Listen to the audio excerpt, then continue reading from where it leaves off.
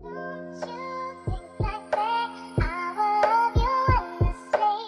what's good YouTube? It's your boy Jay coming back here with another vid. In this video, I really want to talk about how, in my opinion, society has lied to us our whole life.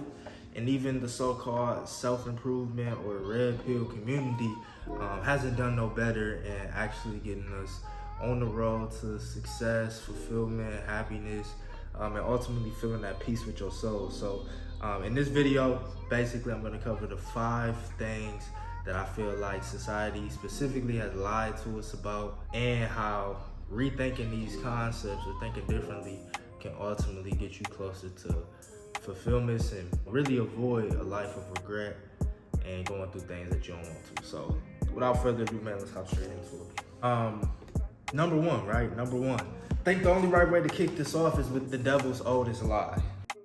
Since, if y'all are familiar with the story, Adam and Eve, the Bible story, right?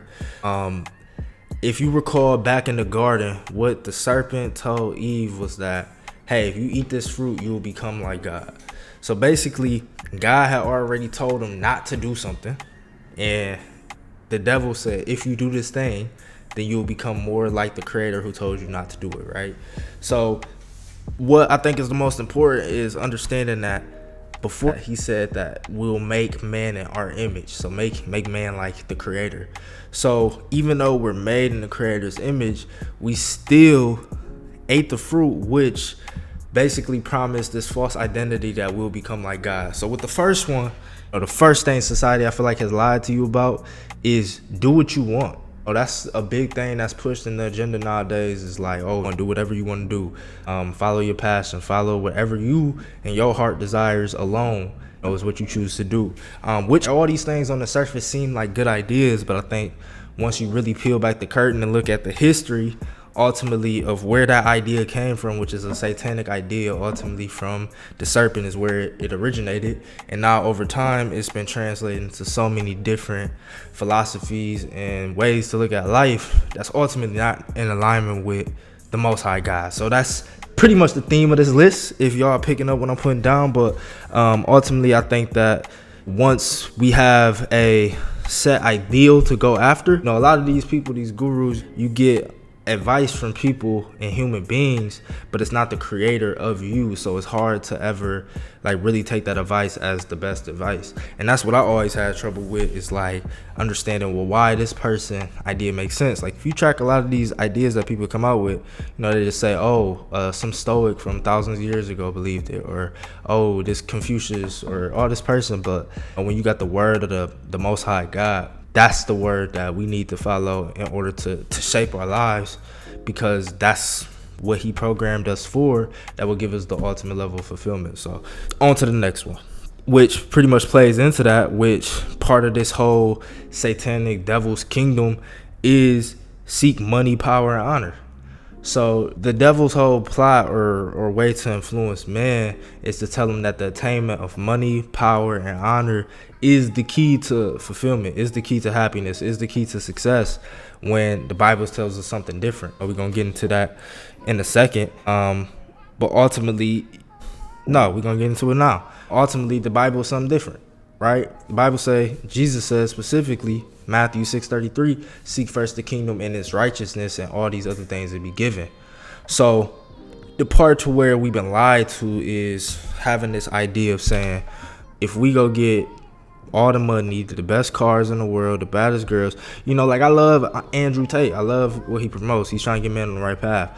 And you can see him get more spiritual as he's along on his walk. The thing I have a problem with is, when it wasn't God involved, it's all these useless and meaningless things like women just for the sake of having women, conquering just for the sake of conquering. But when we bring it back to the context of expanding God's kingdom, which is ultimately man's purpose on earth, and we get back in alignment with that, now that's a mission we could get behind, becoming our best versions, purifying our souls, becoming the highest version of our character, reaching the highest amount of character growth in our life. These can be different goals once we get back to the kingdom perspective, once we get back to the God perspective of ultimately what it is that we really want. And then all these other things will be given. God knows our heart. So like as we walk the righteous path, as we continue to try to do better, right, that's going to ultimately impact every other area. You're going to be more productive. You're going to have more energy. You're going to treat people better. Therefore, you're going to have more business opportunities. All this stuff combines, and why wouldn't it be that way? Why wouldn't the Most High God give you the instructions to best live life? Which goes to the next one, because they tried to paint it as this picture of being corny. Ultimately, righteousness is corny in pop culture and the media and the black community and whatever you want to look at it. That was not deemed as something that's cool. And that's the thing. Kids aspire to do something that's cool. So that's why I think it's important for people that believe in the message of the Most High God, especially that's young, especially that may be in the same culture like me. We got to speak up. We have a responsibility because, the kids may resonate more with us. They may resonate more with the message. They may say it looks cooler. Therefore, it influences them to more likely to follow that path. But mainstream media shows that killing yourself is cool. Killing each other is cool. Drinking ourselves to death, smoking ourselves to death, doing all these things to death, treating people bad, cussing people out, being evil. Ultimately is pushing this cool message. Having the fast cars, committing adultery, sleeping with other people's wives, all this stuff is cool when ultimately it's not, but that's the way it's been programmed for a reason. Why would it be that way? Because the people that's in control, the people that have the power, they're not trying to create an environment to where new people in power could rise up and overtake their throne. They're thinking of a generational mindset of, hey, I want to keep this power for the longest possible. So we need to create a dumb society. I don't believe this is the way. We need to create a dumb society so I can eat. I don't believe that one man becoming better takes away from what you could do. It's all in God's will. So, which, leads to the next one. Going along this theme of what culture is telling you to do, and even going to the red pill, like I said, in self-improvement community, expecting better answers. Sometimes they give us stuff like, be in monk mode till you 35. Don't even think about women, which is cool for some people. Like, to each his own, right? This is just my advice on what I'm seeing. But in my opinion, that's not the will of God either. Like, it says in Proverbs that to marry the women of your youth. So what that means to me is like, ultimately the value of the relationship is in the length of the relationship. So if you go on monk mode till you 35, you don't get to experience more things with that person to which could strengthen the bond, which is ultimately what matters the most. Is like how much that bond can grow over time. So it's like you wait till 35, now you done had all these life experiences that you can't share with this person. You did it all alone, and now that relationship have some sort of shallowness to it versus if you went through everything with a specific person. And that's just like an intimate relationship. Consider even friends. Like these people be saying shut off all social life and shut off all relationships, when relationships is the juice of life. Like that's what gets you better in business. That's what gets you fulfillment. That's what gets you happiness. Having a family, having kids, having all these things. But they lied to us. They said that go monk mode, be this lone wolf, go conquer the world alone and have you some guy friends, if that, and just whatever. But family and those experiences with people you love is ultimately what's gonna make you the happiest. And y'all know this to be true. That's the thing. When people like, you gonna hear this stuff and it's gonna be like, yeah, this is obvious. This is true. Like, I always have my best time when I'm with family or when I'm doing stuff with people I love. And it's, of course, but we just get fed this message 24/7 through the media, and even our outlets aren't promoting, in my opinion, the right message. So that's why we got to get back to the kingdom, the word of God, and understand ultimately that the devil has no chance of winning. This is the fifth and final lie that society tells us, is this idea that the devil could still win.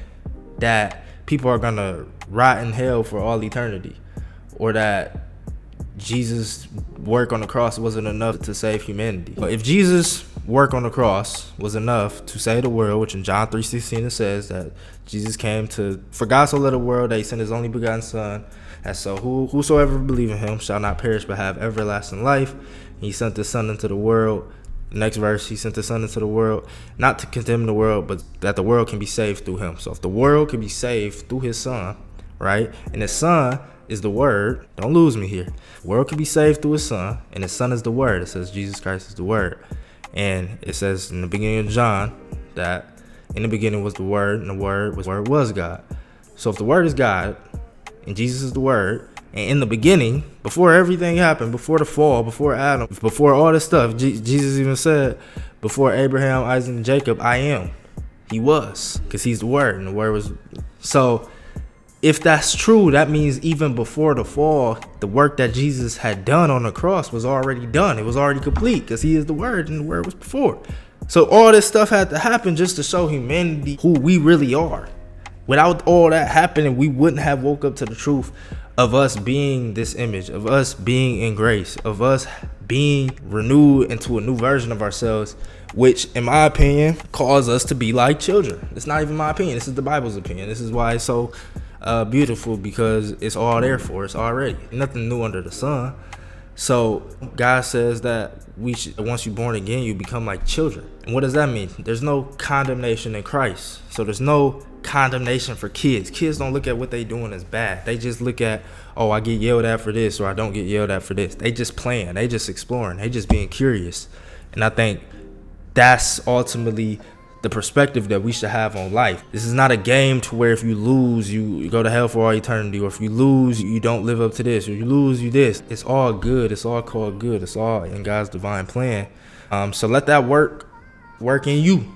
Or let that love and grace work in you. Just contemplate that. Like, man, he set this up for me to understand this in this very moment right now. This may be a new revelation for you. This may be God doing something to your spirit right now. So I say all that to say that the reason why society's lies is able to have power over us is because we've heard them so many times that we convinced ourselves that they're true, and whatever we believe is true has power. So it's time for us as kingdom citizens, as people that's waking up to all these lies, to realize that our beliefs and what we believe to be true has power. So why not believe things that are empowering to us?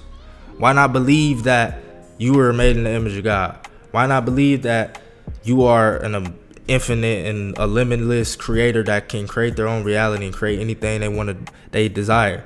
Why not believe all the right things and then seek the word, seek the laws, seek the Bible, seek the laws of the universe to understand how it all works, to make it all happen? It's two parts. It's faith and works. You can't have one without the other. Say faith without works is dead. So take the same faith of understanding the grace of Christ and understanding that what his death represents to who you are, and not even his death, what his sacrifice, what his willingness to give it up. It wasn't even it's not like he was killed. He sacrificed himself. So understand what that means to you in love, and live from that truth. And I think that with that type of mindset, understanding the lies, understanding the setup, understanding the enemy, on being aware of the traps, it's so easy to be lost of all these things. It's so easy not to consider what's going on. It's so easy not to consider the programming that's out there. But now that we starting to become aware of it, and we starting to understand what's attacking us, let's fight that back with love. Let's fight that back with the truth. Let's fight that back with empowering beliefs, because that's where the power is. So the devil has no power on its own. It's only powerful when you hear a lie long enough and you start to believe it, and then once you start believing it, it manifests in your reality. So let's believe the right things. Let's believe the things that God says about us, that God says about the world, that God says about himself, and seek first the kingdom and all this other worldly stuff, this plastic cars and steel stuff and gold awards will be given to you, and you'll probably get it and realize like this not even that sweet as the peace and joy I feel knowing that I'm saved, and knowing that I have the Spirit of Christ in me, and knowing that I'm healing every single day and becoming the best version of myself. Monday, new month, new week, new day. Let's get after it, stay after it, do what we need to do. Like, comment, share, subscribe. Catch you on the next video. Peace.